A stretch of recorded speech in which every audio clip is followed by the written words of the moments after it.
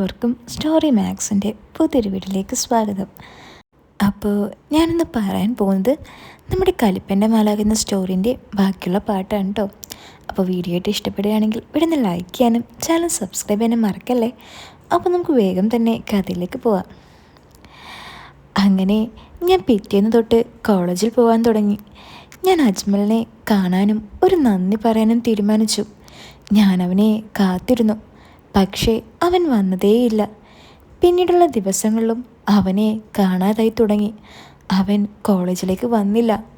ഞാൻ എന്നും കോളേജിൽ ചെല്ലുമ്പോൾ അവനെ കാണാൻ കൊതിക്കും. പക്ഷേ അവൻ മാത്രം എൻ്റെ മുന്നിലേക്ക് വന്നതേയില്ല. 4-5 ദിവസം കഴിഞ്ഞ് ഞാൻ രാവിലെ കോളേജിലേക്ക് സ്കൂട്ടറിൽ പോവുകയായിരുന്നു. പെട്ടെന്ന് എൻ്റെ ഓപ്പോസിറ്റ് അജ്മൽ പോകുന്നത് ഞാൻ കണ്ടു. പതിവില്ലാതെ അവനെ കാണാൻ ഒരു വൃത്തിയുണ്ട്. അവൻ മുടിയൊക്കെ ഒന്ന് ചീകിയിട്ടുണ്ട്. ഞാൻ അവന് പിന്നാലെ തന്നെ വണ്ടി തിരിച്ചു. പെട്ടെന്നവൻ വണ്ടി ഒരു പള്ളിയിലേക്ക് കയറ്റി. പിന്നാലെ ഞാനും കയറി. അവനുമായി ഞാനൊരു നിശ്ചിത അകലത്തിലായിരുന്നു. അവൻ ബൈക്കിൽ നിന്നും ഒരു പൂച്ചെണ്ടെടുത്തു. എന്നിട്ട് പള്ളിയുടെ നേരെ നടന്നു. എനിക്കൊന്നും മനസ്സിലായില്ല. ഞാൻ അവൻ്റെ പിന്നാലെ ചെന്നു. അവൻ പള്ളിയിലേക്കല്ല പോയത്. അവൻ തിരിഞ്ഞ് പള്ളിക്കാട്ടിലേക്ക്, അതായത് ഖബറിനടുത്തേക്കാണ് കയറിയത്. ഞാനൊന്ന് ഭയന്നു. പക്ഷെ ഞാൻ പിന്നാലെ പോകുന്നത് അവസാനിപ്പിച്ചില്ല. അവിടം ആകെ കാട് പിടിച്ച് കിടക്കായിരുന്നു. അവൻ അവിടേക്ക് നടന്നു, കൂടെ ഞാനും. കുറച്ചു കഴിഞ്ഞപ്പോൾ അവനെൻ്റെ കാഴ്ചയിൽ നിന്നും മറഞ്ഞു. ഞാനവനെ കുറേ തിരഞ്ഞു. കുറച്ച് കഴിഞ്ഞപ്പോഴാണ് അവൻ ഒരു ഖബറിനടുത്ത് മുട്ടുകുത്തിയിരിക്കുന്നത് ഞാൻ കണ്ടത്. ഞാൻ അവൻ്റെ അടുത്തേക്ക് ചെന്നു. അജ്മൽ പൂച്ചെണ്ട് ആ ഖബറിനടുത്ത് വെച്ചു. ഞാനവൻ്റെ അടുത്തേക്ക് നടന്നു.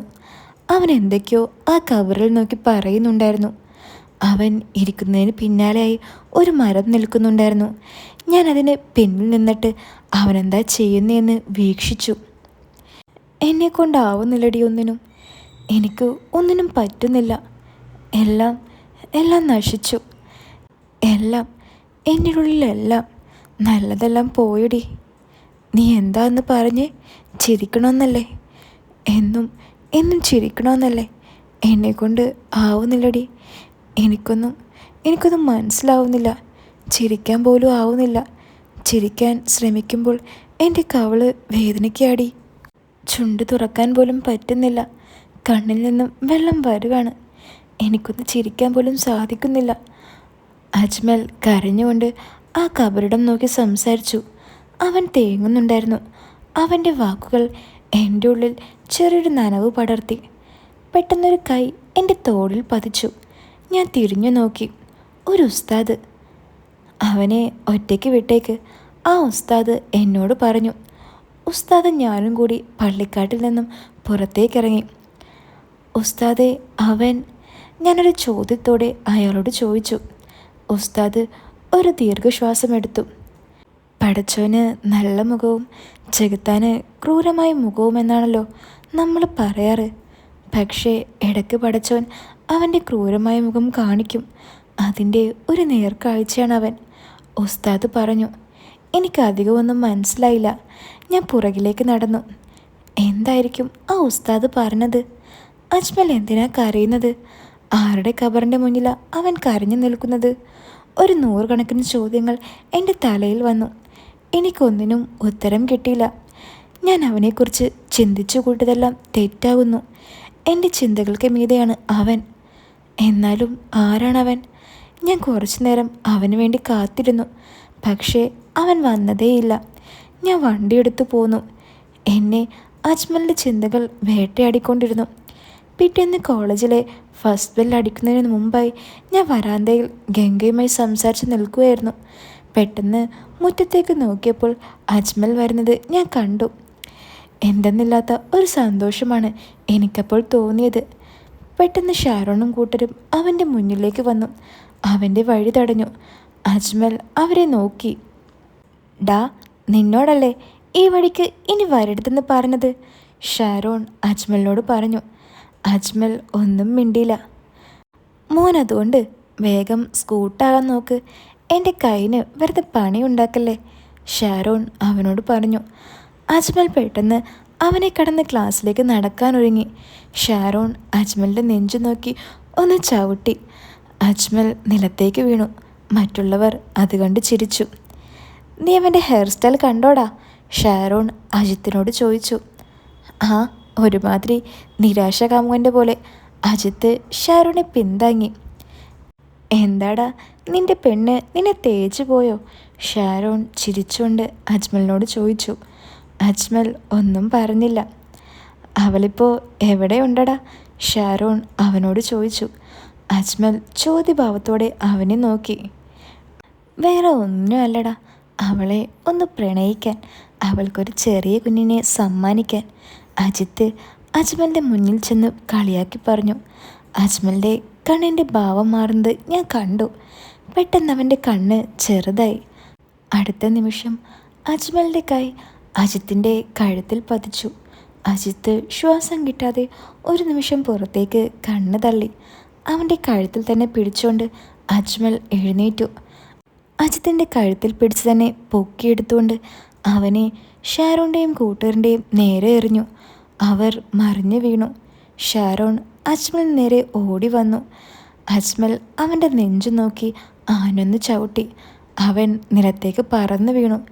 ഇതേ സമയം ഷാരോണിൻ്റെ കൂട്ടത്തിലെ ഒരാൾ അജ്മലിൻ്റെ മുഖത്തടിച്ചു. അവൻ വീണ്ടും അടിക്കാനോങ്ങിയതും അവൻ കൈ പിടിച്ച് ഒരു തിരിക്കൽ തിരിച്ചു. അവൻ്റെ കൈ ഒടിഞ്ഞു തൂങ്ങി. അവൻ്റെ കൈയുടെ അവസ്ഥ കണ്ട് മറ്റുള്ളവർ ഭയന്നു. അജിത്ത് അജ്മലിന് നേരെ വന്നു. അജ്മൽ അവൻ്റെ അടുത്തുണ്ടായിരുന്ന മരത്തിന് നേരെ അവനെ എടുത്തെറിഞ്ഞു. അവൻ മരത്തിലടിച്ച് നിലത്ത് വീണു. ഇത് കണ്ട് മറ്റുള്ളവർ ഭയന്നോടി. അജ്മൽ ഷാരോണിൻ്റെ അടുത്തേക്ക് വന്നു. ഷാരോൺ അവൻ്റെ മുഖത്തിന് നേരെ ഒന്ന് കൈവീശി. അജ്മൽ അവൻ്റെ കൈയിൽ പിടിച്ചു. എന്നിട്ടവൻ്റെ കൈയൊന്ന് വളച്ചു. ഷാരോൺ വേദന കൊണ്ട് കരഞ്ഞു. അജ്മൽ അവൻ്റെ മറ്റേ കൈ കൊണ്ട് അവൻ്റെ മുഖത്തിന് നേരെ തല്ലാനോങ്ങി. പക്ഷെ അവൻ്റെ മുഖത്തിന് അടുത്തെത്തിയപ്പോൾ അജ്മൽ കൈ പിൻവലിച്ചു. എന്നിട്ട് അജ്മൽ അവനെ ഒന്ന് നോക്കി. എന്നിട്ട് അവനെയും കടന്ന് ക്ലാസ്സിലേക്ക് നടന്നു. ഞാനും ഗംഗയും മറ്റ് വിദ്യാർത്ഥികളും ഇത് അന്തം വിട്ട് നോക്കി നിന്നു. പെട്ടെന്ന് ബെല്ലടിച്ചു. ഞങ്ങൾ ക്ലാസ്സിൽ കയറി. പിന്നെ ഷാരോൺ അജ്മലിനെ ഉപദ്രവിക്കാൻ വന്നില്ല. പക്ഷേ അജ്മൽ, അവൻ എന്നെ ഓരോ നിമിഷവും അത്ഭുതപ്പെടുത്തിക്കൊണ്ടിരുന്നു. അവൻ ആരാണ്, എന്താണ്, എന്താ ഇങ്ങനെ? എനിക്കൊന്നിനും ഉത്തരം കിട്ടിയില്ല. അങ്ങനെ ഞാൻ അജ്മലിനെ കുറിച്ച് ആലോചിച്ച് വീട്ടിലെ ഹാളിലെ സോഫയിൽ ഇരിക്കായിരുന്നു. പെട്ടെന്ന് ഫാസിൽ എൻ്റെ അടുത്തേക്ക് വന്നിരുന്നു. എന്താടോ ഇത്ര കഷ്ടപ്പെട്ട് ആലോചിക്കുന്നേ? അനിയൻ എന്നോട് ചോദിച്ചു. അവൻ എൻ്റെ ചിന്ത കൊണ്ടുള്ള ഇരിപ്പ് കണ്ടിട്ട് വന്നതാണെന്ന് എനിക്ക് മനസ്സിലായി. ഏയ് ഒന്നുമില്ലടാ, ഞാൻ പറഞ്ഞു. ഹാ പറയടോ. അവൻ എന്നെ നിർബന്ധിച്ചു. ആരോടെങ്കിലും ഇതൊന്ന് പറയണമെന്ന് ഞാൻ ആഗ്രഹിച്ചിരുന്നു. അവന് ചിലപ്പോൾ എന്തെങ്കിലും ഈ കാര്യത്തിൽ പറയാൻ സാധിച്ചെങ്കിലോ? ഞാൻ ഫാസലിനോട് എല്ലാം പറഞ്ഞു. അവൻ അതെല്ലാം കേട്ട് കുറച്ചു നേരം ഒന്ന് ആലോചിച്ചു. എനിക്ക് ഇത്തയോട് പറയാൻ ഒന്നേ ഉള്ളൂ. ഒരു പുസ്തകത്തിൻ്റെ പുറംചട്ട കണ്ടിട്ട് ആ പുസ്തകത്തെ വിലയിരുത്തരുത്. അവനെ മുഴുവനായും അറിയാതെ അവനെക്കുറിച്ച് പറയരുത്. അതൊരു പൊട്ടത്തരമാണ്. അവൻ എന്നോട് പറഞ്ഞു. പിന്നെ ആ അമ്മച്ചി, അവർ പറഞ്ഞത് വിശ്വസിക്കാൻ നിൽക്കരുത്. നാട്ടിലെ അമ്മച്ചിമാർക്കൊക്കെ ഒരാളെക്കുറിച്ച് നല്ലത് പറയുന്നത് ഇഷ്ടമല്ല. ഒരാണും പെണ്ണും ഒരുമിച്ച് നടന്നാലോ സംസാരിച്ചാലോ അവർ തമ്മിൽ എന്തൊക്കെയോ ഉണ്ട്. ഒരാൾ മുടി നീട്ടി വളർത്തിയാലോ പിന്നെ പറയണ്ട. അങ്ങനെ പല പല വിശേഷണങ്ങൾ കൊടുക്കും. അതൊക്കെയാണ് വെറുതെ ഇരിക്കുന്ന നാട്ടിലെ അമ്മച്ചിമാരുടെ ഹോബി, ഫാസിൽ പറഞ്ഞു. പിന്നെ നീ എന്താ പറഞ്ഞത്? ഒരു പെണ്ണിനെക്കുറിച്ച് പറഞ്ഞപ്പോഴാണ് അവൻ അവരെ തല്ലിയതെന്നോ? അവൻ്റെ പെണ്ണിനെക്കുറിച്ച് പറഞ്ഞപ്പോൾ അവൻ അവരെ തല്ലി എന്നുണ്ടെങ്കിൽ അവനൊരു ആൺകുട്ടിയാണ്. അതും പറഞ്ഞിട്ട് ഫാസിൽ എഴുന്നേറ്റു. പെട്ടെന്നവൻ എന്നെ നോക്കി. പിന്നെ വേറൊരു കാര്യമുണ്ട്. അവൻ ഒരാളെ പ്രണയിക്കുന്നുവെന്നുണ്ടെങ്കിൽ അവനൊരു ചങ്ക് ഫ്രണ്ട് ഉണ്ടാവും. ഉറപ്പായും ഒരാണിന് ഒരു ചങ്ക് ഫ്രണ്ട് നിർബന്ധമാണ്. അവൻ്റെ രഹസ്യങ്ങൾ എല്ലാം അറിയാവുന്ന, അവൻ്റെ എല്ലാ കോപ്രായത്തിനും കൂട്ടു നിൽക്കുന്ന ഒരു ചങ്കുണ്ടാവും. ഇനി അവനൊരാളെ പ്രണയിച്ചിട്ടുണ്ടെങ്കിൽ ഉറപ്പായും ഉണ്ടാവും. കാരണം ഓരോ പ്രണയത്തിനും ഓരോ മീഡിയേറ്റർ ഉണ്ടാവും. അവർ രണ്ടു വഴിക്ക് പോകാൻ ശ്രമിച്ചാലും അവരെ ഒരുമിച്ച് നിർത്തുന്ന ഒരു ചങ്ക് മീഡിയേറ്റർ ഫാസിൽ കണ്ണടച്ചുകൊണ്ട് പറഞ്ഞു. അവനെ അറിയണമെന്നുണ്ടെങ്കിൽ അങ്ങനെ ഒരു ഫ്രണ്ടിനോട് സംസാരിച്ചാൽ മതി, എല്ലാം അറിയാൻ പറ്റും. അവൻ അങ്ങനെയും പറഞ്ഞിട്ട് ഉള്ളിലേക്ക് പോയി. അവനത് എന്നോട് പറയുമ്പോൾ വിനീതിനെയാണ് എനിക്ക് ഓർമ്മ വന്നത്. ഞാൻ അവനെ വിളിച്ചാലോ എന്ന് കരുതി. ഞാൻ കുറേ നേരം അതിനെപ്പറ്റി ആലോചിച്ചു. ഒടുക്കം അത് വേണ്ടെന്ന് വെച്ചു. പിന്നെയും ദിവസങ്ങൾ കടന്നുപോയി. അവന് ഒരു മാറ്റവുമില്ല. പക്ഷെ അവനോടുള്ള മറ്റുള്ളവരുടെ സമീപനം പാടെ മാറി. പക്ഷേ അവനോട് കൂട്ടുകൂടാൻ ആരും മുതിർന്നില്ല. അങ്ങനെ ഒരു ദിവസം ഞാൻ കോളേജ് വിട്ട് വീട്ടിലേക്ക് വരികയായിരുന്നു. പെട്ടെന്ന് റോഡ് സൈഡിൽ ഞാൻ അജ്മലിൻ്റെ ബുള്ളറ്റ് കണ്ടു. ഞാൻ വണ്ടി നിർത്തി അടുത്തേക്ക് ചെന്നു. ബൈക്കിനടുത്തെത്തിയപ്പോൾ അജ്മൽ നിലത്ത് ബോധമില്ലാതെ കിടക്കുന്നതാണ് ഞാൻ കണ്ടത്. അവൻ്റെ അടുത്ത് തന്നെ 4-5 കുപ്പികളുമുണ്ട്. കുടിച്ചിട്ട് ബോധം പോയതാണ്. ഞാൻ അവനെ നോക്കി. നെറ്റിയിൽ ചെറിയൊരു മുറിവുണ്ട്, പക്ഷേ സാരമുള്ളതല്ല. ഞാൻ തിരിഞ്ഞ് നടക്കാനൊരുങ്ങി. പക്ഷെ അവനെ അങ്ങനെ വിട്ടുപോകാൻ എനിക്ക് തോന്നിയില്ല. ഞാൻ എൻ്റെ വണ്ടിയെടുത്ത് അവൻ്റെ അടുത്തേക്ക് നടന്നു. എന്നിട്ട് അവനെ പതിയെ എഴുന്നേൽപ്പിച്ചു. അവന് നല്ല ഭാരം ഉണ്ടായിരുന്നു. ഞാൻ നല്ലതുപോലെ കുഴങ്ങി. അപ്പോൾ അതിൽ കൂടി സ്കൂളിൽ പഠിക്കുന്ന 2-3 ചെറുക്കന്മാർ പോകുന്നത് കണ്ടു. ഞാൻ അവരോട് സഹായിക്കാൻ പറഞ്ഞു. ഒരു വിധത്തിൽ ഞങ്ങൾ അവനെ സ്കൂട്ടറിൻ്റെ പിന്നിലിരുത്തി. എന്നിട്ട് ഞാൻ മുന്നിൽ കയറി അവനെ എൻ്റെ മേലേക്ക് ചാരിക്കിടത്തി. അവൻ്റെ കൈകൾ കൊണ്ട് ഞാൻ എൻ്റെ മുന്നിൽ ലോക്കിട്ടു. ഞാൻ അജ്മലിൻ്റെ വീട്ടിലേക്ക് വണ്ടി വിട്ടു. വീട്ടിലെത്തി കോളിംഗ് ബെൽ അടിച്ചു. ഞാൻ അവനെ താങ്ങിപ്പിടിച്ച് വാതിൽ തുറക്കാൻ വേണ്ടി കാത്തു നിന്നു. ഉമ്മച്ചി വാതിൽ തുറന്നു. പാത്തു, എന്നെ കണ്ട് ഉമ്മച്ചി വിളിച്ചു. പെട്ടെന്ന് ഉമ്മച്ചിയുടെ കണ്ണ് അജ്മലിൻ്റെ അടുത്തേക്ക് പോയി. അജു, ഉമ്മച്ചി കരഞ്ഞുകൊണ്ട് അവനെ പിടിച്ചു. റോഡിൽ കിടക്കായിരുന്നു ഉമ്മ. ഞാൻ ഉമ്മയോട് പറഞ്ഞു. ഉമ്മ കരയുന്നുണ്ടായിരുന്നു. ഞാനും ഉമ്മച്ചിയും കൂടി അവനെയും താങ്ങി ഉള്ളിലേക്ക് ചെന്നു. പെട്ടെന്ന് സോഫയിലിരിക്കുന്ന ആളിലേക്ക് എൻ്റെ കണ്ണുപോയി. ഞാനന്ന് അജ്മലിൻ്റെ ഒപ്പം കണ്ട പെണ്ണ്. അവൾ ഞങ്ങൾ അജ്മലിനെ താങ്ങിപ്പിടിച്ച് വരുന്നത് കണ്ട് ഇക്കാക്ക, അവൾ കരഞ്ഞുകൊണ്ട് ഞങ്ങളുടെ അടുത്തേക്ക് ഓടി വന്നു.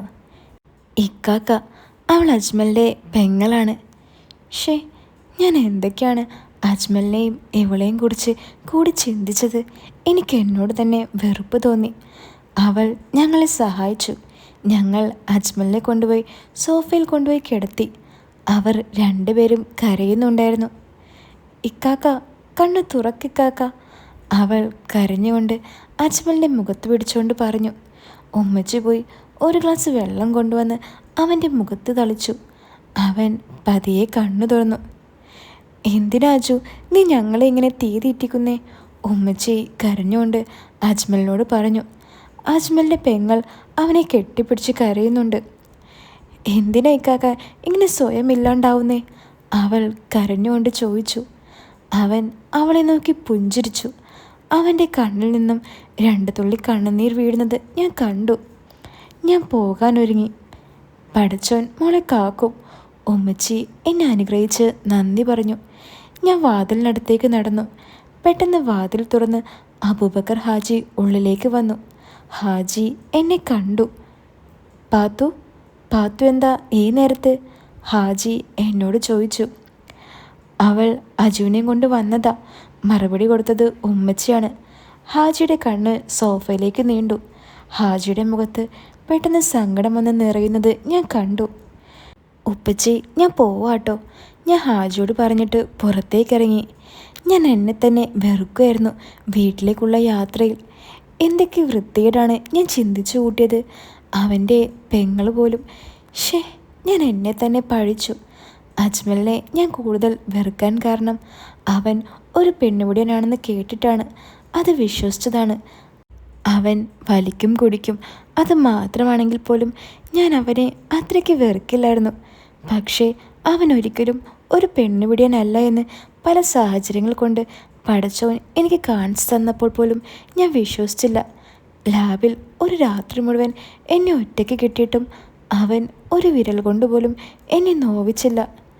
പക്ഷേ ഈ ഞാൻ ഒരമ്മച്ചി പറഞ്ഞത് കേട്ട് ഒരു നിമിഷത്തെ കാഴ്ച കൊണ്ടും അവനെ ഒരു പെണ്ണുപിടിയനാക്കി മനസ്സിൽ വെറുപ്പിൻ്റെ അങ്ങേ തലത്തേക്ക് ഞാൻ പ്രതിഷ്ഠിച്ചു. എനിക്ക് കരച്ചിൽ വന്നു. സങ്കടം എൻ്റെ ഉള്ളിൽ ഇരുമ്പാർത്തു. പക്ഷേ ഒരു കാര്യം ഞാൻ തീർച്ചപ്പെടുത്തി. വിനീതിനെ കാണണം. അജ്മലിനെ കുറിച്ച് മുഴുവനായും അറിയണം. അവൻ ആരാണെന്നും എന്തായിരുന്നുവെന്നും എന്താ ഇപ്പം എങ്ങനെ നശിക്കുന്നതെന്നും എനിക്കറിയണം.